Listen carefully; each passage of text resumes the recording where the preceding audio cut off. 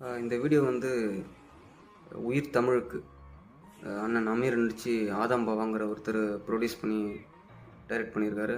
அதோட படத்தோட நேற்று ஒரு ப்ரெஸ் மீட் நடந்தது. எந்த கருத்துமே ஒரு நிலையான நிலைப்பாடு இல்லை. அதில் அமீர் எப்படி பேசுவாரோ, அமீர் கூட சேர்ந்ததில் இவரும் அதே மாதிரி பேசிகிட்டு இருக்கிறாரு. அண்ணன் நடிகர் ராஜ் கபூர்ன்ற ஒருத்தர் இருக்கார்.